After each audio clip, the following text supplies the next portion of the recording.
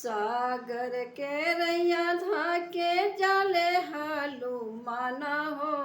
सागर के रैया धाके जाले हालू माना हो।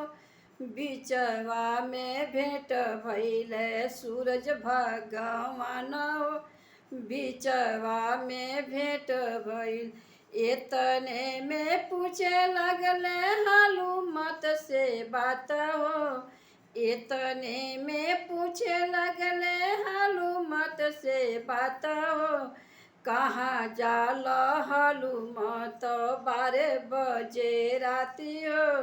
कहाँ जाल हालू मत 12 बजे राती हो। कहाँ जाल हालू लक्ष्मण के लागल बाटे सकती ये बाड़ा हो। लक्ष्मण के लागल बाटे सकती ये बाड़ा हो। पर्वत के ऊपर जानी संजीवनी बूटी लाने हो। पर्वत के ऊपर जानी संजीवनी बूटी लाने हो। पर्वत के पहाड़ के उठा के लछालू मतले ही चली अइले हो। पहाड़ के उठा के हालू मतले ही चली अइले हो। लक्ष्मण के बचाई दिहले प्राण उनके आपस हो। लक्ष्मण के बचाई दिहले प्राण उनके अपन हो। सागर के रैया धैले जाले हालू माना हो।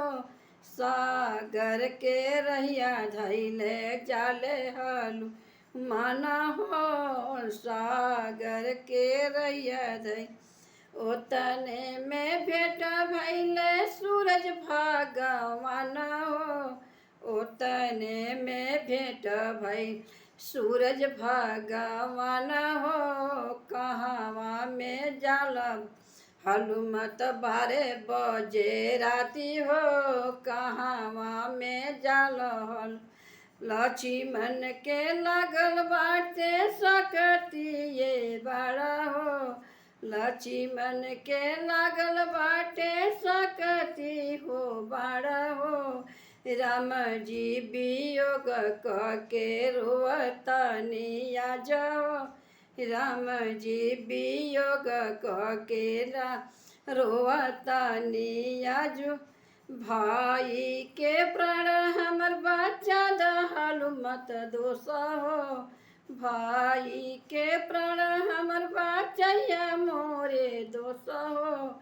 लक्ष्मण के लागल बाटे सकती ये बाड़ा।